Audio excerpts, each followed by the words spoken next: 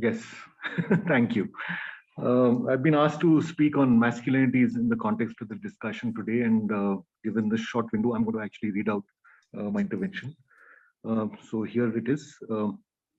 Since this is a South Asian forum, let me begin by drawing attention to what unites us as South Asians. Whenever this issue is raised, the good folks of this region point towards language, religion, spiritualism, music, cuisine, clothes, and other civilizational markers that provide the sense of a shared past, present, and probably futures. However, what we miss out on is our shared tryst with patterns of crime, patriarchy, forms of violence, corrupted justice and political systems, caste-based oppression, and communal mobilization. If anything joins us today into an unbreakable union, today it has to be hatred and violence. We simply are the United States of crime. And masculinities have a central role to play in this collapse we are witnessing around us. While we speak of masculinities most often in the context of gender relations, we don't often enough spend time thinking through its implication to the near collapse of systems that strengthen the idea of law, order, and humanity. What we are seeing across South Asia today is a grand celebration of the triumph of masculinity in its most naked and vicious form. Each and every memory, institution, history, or her story or their story that has the potential of guiding or ensuring a more humane life is being either ripped apart or falsified or is simply being threatened to remain silent. And each of these victories is accompanied by a thunderclap and chest-beating triumphalism of masculinity. Violence and the threat of violence is at the core of the destruction we are witnessing. And it is the training of masculinity that makes this violence possible. Masculinity is the vehicle through which this violence reaches our doorstep. It is the grease that provides the forces of destruction with a language as well as jazba and junoon. Without masculinity, all these forces would struggle hard to find a way to remain relevant. Their relevance and their triumph is possible only through the training ground of masculinity, which provides the vocabulary of domination, superiority, hatred, as well as the honing of skills that can unleash particular kinds of mass as well as domestic violence. We can, of course, go on and on about the curse of masculinity and its many manifestations. But the point is, what do we do about it? Or how do we confront it? We have to be grateful to feminist politics and theorizing for identifying the toxicity of masculinity. But unfortunately, that has not really translated into a movement that draws men into the charge against patriarchy and masculinity.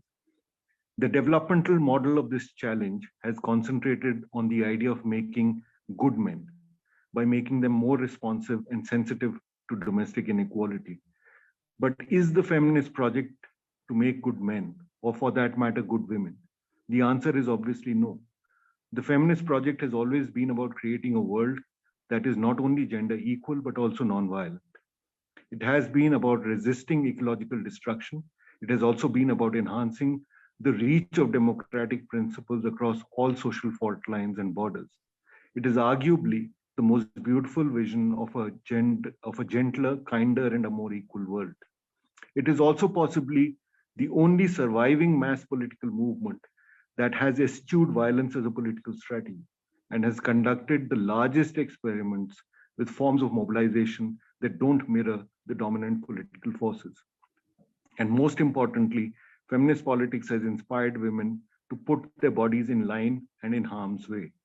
Can we say the same for the fledgling attempts to organize men against masculinities?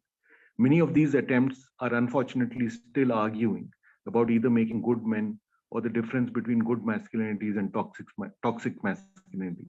The problem is that all masculinities are problematic because they're tied in some measure with nurturing, preserving, and protecting all forms of inequalities. And until we acknowledge and absorb the critical role masculinities play in sustaining inequalities across the board, from gender to class to caste to ethnicities to religion to sexualities, we cannot really develop a counter strategy to a masculinities-inspired vision of the world. Unfortunately, the resistance or alternative visions to these inequalities are also often enamored and in love with the ideas that masculinities brings to the table, and therefore they too get sucked into its darkness. The challenge to masculinities and a muscular vision of our futures is not going to come by changing the board game and forcing the opposition to follow our rules.